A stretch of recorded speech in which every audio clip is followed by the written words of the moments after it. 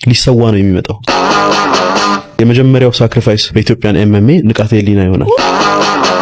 እኔ አሁን እኮ ጎበዝ ከሆነ ፋይተር ጋር ከገባው እኮ ባሸንፈው ራሱ ተጎድቼ ነው ማሸንፈው። ንቃተ ህሊና ግን I became a millionaire.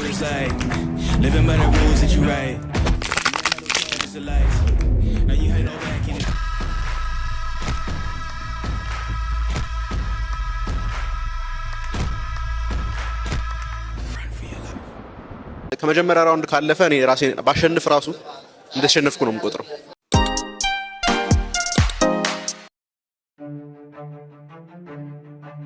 ሰላም ጤና ይስጥልኝ የቻናላችን ቤተሰቦች። ትላንት ምሽት የኢትዮጵያ ማህበራዊ ሚዲያ ብቻ ሳይሆን የስፖርቱ ዓለም በአንድ ትልቅ ክስተት ሲናወጥ አድሯል። በጉጉት ሲጠበቅ የነበረው በነ ንቃተ ህሊናና በጆኒ ጂጂትሱ መካከል የተደረገው የክፍለ ዘመኑ ፍልሚያ ተጠናቋል። ይህ ጨዋታ ዝም ብሎ ስፖርታዊ ውድድር ብቻ አልነበረም፣ የክብር፣ የማንነት፣ የጉልበት ፍልሚያም ጭምር እንጂ። ንቃተ ህሊና በጥንካሬው ጆኒን ያሸንፈዋል ወይስ ጆኒ ጂጂትሱ በጥበቡ ንቃተ ህሊናን መሬት ያስረግጠዋል የሚል ጥያቄ ትላንትና ምላሽ አግኝቷል። ዛሬ በዚህ ቪዲዮ የጨዋታውን ሙሉ ሂደት፣ ያልታዩትን ትዕይንቶች እንዲሁም ከጨዋታው በኋላ የተሰጡ አስተያየቶችን በዝርዝር እንመለከታለን። እስከ መጨረሻው አብራችሁን ቆዩ።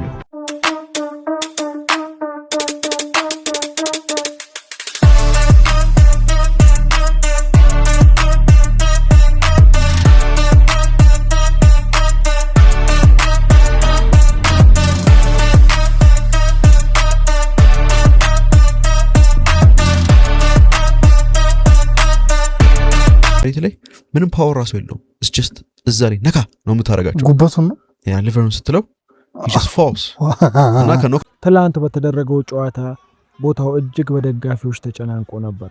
ታዋቂ ግለሰቦች፣ ዩቲዩበሮችና የሁለቱም ወገን ደጋፊዎች በቦታው ተገኝተዋል። ንቃተ ህሊና ወደዚህ ፍልሚያ የመጣው በከፍተኛ በራስ መተማመን ቢሆንም በማህበራዊ ሚዲያ ላይ ባለው ተጽዕኖ ፈጣሪነት ብቻ ሳይሆን ለወራት ሲደረግ የነበረው ጠንካራ የሰውነት ግንባታና የቦክስ ልምምድ ለጆኒ ቀላል ተቃዋሚ እንደማይሆን አመልካች ነበር። የሱ ጥንካሬ በጡንቻው ብቻ ሳይሆን ባለው የስነ ልቦና ዝግጅትም ጭምር ነበር እንጂ። በሌላ በኩል ጆኒ ጂጂትሱ ስሙ እንደሚናገረው የጂጂትሱ ጥበብን የተላበሰ ተለዋዋጭና በብልሃት የሚጫወት ተዋጊ ነው። ጆኒ ጉልበት ብቻውን ዋጋ የለውም ጥበብ ካልታከለበት በሚል መሪ ቃል ነበር ወደ መድረኩ የገባው። ከጨዋታው በፊት በነበሩት ቀናት በሁለቱ መካከል የተደረጉ የላይቭ ስርጭቶችና የቪዲዮ መልእክቶች የደጋፊውን ስሜት እጅግ አግለውት ነበር። ይህም ትላንትና ለታየው ከፍተኛ የሰው ቁጥር መገኘት ትልቁን ድርሻ ይወስዳል። ነገር ግን ጨዋታው እንደተጠበቀ አልሆነም። ጆኒ ልምድ እንዳለው ተዋጊ የንቃተ ህሊናን ጥቃት በብልሃት ተከላክሎ ወደ ግራውንድ ወስዶታል። ጨዋታው እዚህ ጋር ነው የጆኒ ብልጫ የታየው። ጂጂትሱ በመሬት ላይ በሚደረግ ትግል ላይ የሚያተኩር በመሆኑ ንቃተ ህሊናን ከጆኒ ቅፎች የሚያወጣ ማንም የለም። ጨዋታው አለቀ።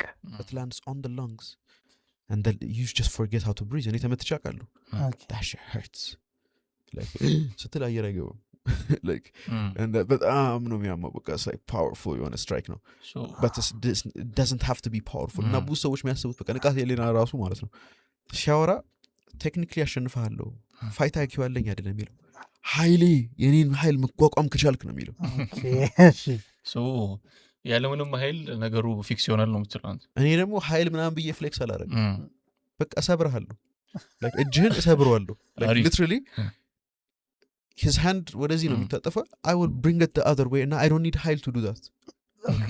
it's just በጣም ቀላል ነው። እኔ ከዚህ በዚህኛው እንዲወጣ I will break his wrist ከፈለኩ ይሄኛው ሙሉ እንዳንዘላዝለዋለሁ።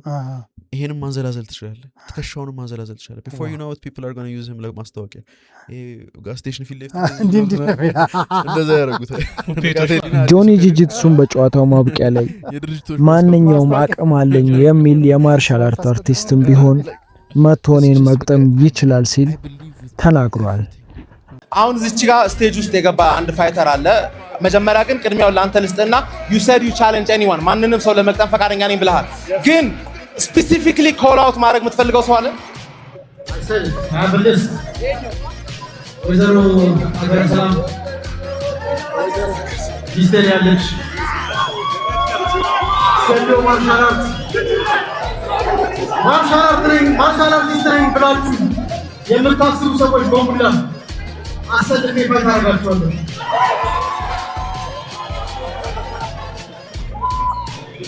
This is my fucking life. I don't have any social life. በተቃራኒው ንቃተ ህሊና መሸነፍም ማሸነፍም ያለ ነው። ዛሬ የሱ ቀን ነበረ፣ ግን ደግሜ እንደምመጣ እርግጠኛ ሆኖ ሲል ተናግሯል። And to beat me, you better deserve it. I don't give a shit who you are. ተሰለፉ. I will make you all sleep.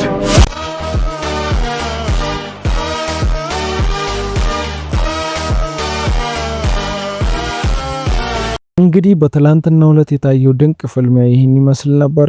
እናንተስ እንደጠበቃችሁት አግኝታችሁታል? ሐሳብ አስተያየቶቻችሁን በኮመንት ሴክሽን ላይ አስቀምጡልኝ። እንግዲህ ጆኒ ጂጂትሱ ከጨዋታው በፊት በተለያዩ ፖድካስቶች ላይ ቀርቦ ጨዋታው በእኔ አሸናፊነት እንደሚጠናቀቅ አትጠራጠሩ ሲል የተሰማበት አንዳንድ ፖድካስቶች አሉ። እነሱን ወደ እናንተ ጋብዛለሁ። ኮች ጆኒ ይባላለሁ። ሙሉ ስሜ ዮሐንስ ስለሺ ነው, but everybody calls me Johnny. ኢትዮጵያ ውስጥ I'm the number one grappler በብራዚሊያን ጂጂትሱ and submission grappling. አሁን ኤፕሪል 25 ላይ ደግሞ በኤምኤምኤም ዌል ራውንድድ እንደሆንኩ ማሳየበት ጊዜ ደርሷል። ኢትዮጵያ ውስጥ ሰው የፋይቲንግ ካልቸር አልለመደም። ስለዚህ ማን ችሎታ አለው ማን ችሎታ የለውም የሚለውን ነገር ለማወቅ በጣም ይከብዳል ለብዙ ሰው። ለዛ ነው ንቃተ ህሊና ያገኘውን ሰፖርት እያገኘ ያለው። እሱ 3 ወር የሰራትን ትሬኒንግ እኛ የዛሬ 4 ዓመት 5 ዓመት ሙሉ ሳናቆም በሳምንት 7 ኤቭሪ ሲንግል ዴይ እንሰራዋለን። ሶ ያለው ጋፕ በተአምር ክሎዝ ያደርገው። ሰው ከጠበቀው በላይ ዲስአፖይንትድ ይሆናል። ማየት የሚፈልጉትን ቡጢ ከሱ አይጠብቁም፣ አያዩትም። ወዲያውኑ ነው የሚሸነፈው፣ ወዲያውኑ ቾክ ይደረጋል ወይ ቆዳው ይከፈታል። ስለዚህ ስንት ዙር እንጠብቅ? መጀመሪያ ራውንድ አያልፍም ነው ካለፈ ከመጀመሪያ ራውንድ ካለፈ እኔ ራሴን ባሸንፍ ራሱ እንደተሸነፍኩ ነው የምቆጥረው። ለኔ ምን ቻሌንጅ ተሰጠኝ? እንደዛ ከመጀመሪያው ራውንድ ካለፈ 10,000 ብር እቀጣለሁ። ቃል ገብታችሁ አሁን የ100,000 ብር ቻሌንጅ አዘጋጅቻለሁ። ኢትዮጵያ ውስጥ ያለ ወንድ በሰብሚሽን ግራፕሊንግ መጥቶ ካሸነፈኝ 100,000 ብር። እስካሁን ድረስ ከ90 ሰው በላይ ተሳትፏል። የናይት ክለብ ባውንሰሮች፣ ግባብዳ 110 ኪሎ ግራም የሆኑ ሰዎች፣ የተለያየ ማርሻል አርት የመጡ ሰዎች ሞክሯል። ማንም ሰው ኢትዮጵያ ውስጥ በራሱ ስፖርት ይሄን ፕሮሞት አድርጎ የሚያውቅ ሰው የለም። እኔ የታወቅኩት ወይ ደግሞ ያገኘሁትን እውቅና ያገኘሁት በማውራት ሳይሆን በአክሽን በማሳየት ነው። ንቃተ ህሊና እስቲ ማን ነው ፋይት ሲያደርግ አይቶት የሚያውቀው? እቃ ሲሸከም ሞተር ሲሸከም እንደ አህያ ሲጋለብ ነው ሰው የሚያየው። እኛ ግን በተግባር ውጭ ሀገር ሄደን ወርቅ አምጥተናል። እስቲ በተግባር የሚያወራ ሰውና በኮንፊደንስ ብቻ ዲሉዥናል በሆነ መንገድ ችሎታ አለኝ የሚል ሰው ልዩነቱን ለመላው ኢትዮጵያዊ እናስተምራለን። ከዛ በኋላ ችሎታ ያላቸው ሰዎች ወደ መድረክ መምጣት ይጀምራሉ። ንቃተ ህሊና ግን መሰባት አለበት ያ ነገር እውን እንዲሆን።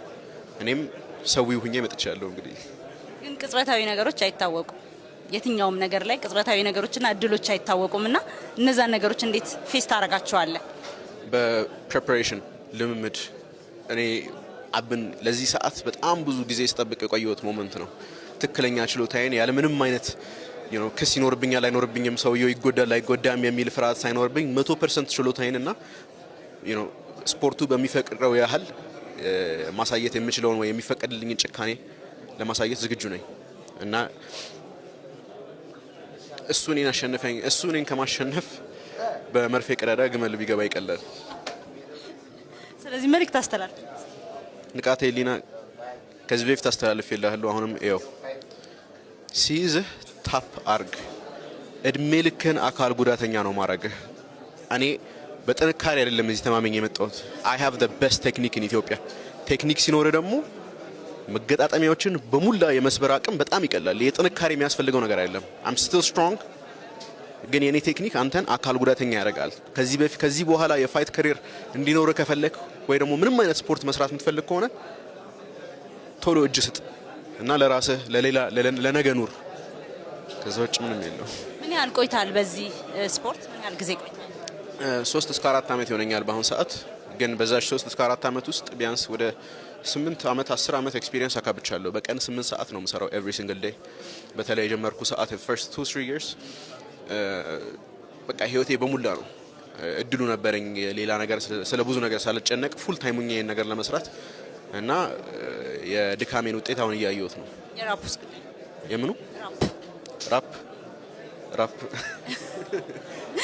ራፐር አይደለም ግን እዚህ ጋር የምታረጉት ነገር ላይክ እንደ ትራሽ ቶክ is just እውነታ አለው የምላቸው ነገሮች በሙላ ስለሱ ድራማ ግን አይደለም 100% እኔ የምላቸው ነገሮች በሙላ አረጋለሁ። ቀኑ ሲደርስም ታያላችሁ። ድራማ ቢሆን ራሱ ማለት ነው ኮንትራክት ተፈራርመናል። ቀኑ ሲደርስ እዛ ኬጁ ስንገባ ሰው ትክክለኛ ቫዮለንስ ነው የሚያየው፣ ትክክለኛ ቴክኒክ ያያል፣ ትክክለኛ ኢንተርቴይንመንት እና ሜቢ ልጁ ተስፋ ካልቆረጠ በእኔ ሳይድ ጭካኔ ሊያዩ ይችላሉ። እና ለብዙ ሰው ይሄ ነገር ታይቶ አይታወቅም። አንድ ሰው ትከሻው ሲሰበር ወይ ጉልበቱ ሲሰበር ኢትዮጵያ ውስጥ ታይቶ አይታወቅም። ይሄን ለማየት ዝግጁ የሆኑም አይመስለኝም። ግን እኔ ለመፈጸም ወይ ችግሩን ለመተኮስ ፍቃደኛ ነኝ በዛ ሰዓት ላይ። ሶ ቻሌንጆች እኔ ችሎታ የጂጂትሱ ኤክስፒሪየንስ ከሌላቸው ነው እንደ ቻሌንጅ ነው እነሱ እንደ ስፖርቱን ለማሳደግ በሚል ነገር ያመጣሁት ነው። ከሱ በላይ ግን እኔ ኢምፕሬሲቭ ብዬ ማስበው በጂጂትሱ ውድድር ውስጥ ከ10 ምናምን በላይ ወርቅ አለኝ። ተሸንፌ አላውቅም። it's just ማንም ሰው የሚያውቀው ነገር ነው። ሶ I'm not just ዝም ብሎ ጂጂትሱ የሚሰራ ወይ ሬስሊንግ። ለዛሬ የነበረን ቪዲዮ ይህን ይመስላል። በሌሎች ወቅታዊና አዳዲስ መረጃዎች ወደ እናንተ የምንመጣ ይሆናል። ለቻናላችን አዲስ የሆናችሁ ቻናላችንን ሰብስክራይብ በማድረግ ቤተሰብ ይሁኑ። መልካም ጊዜ። ቀኑ ይደርሳል። Thank you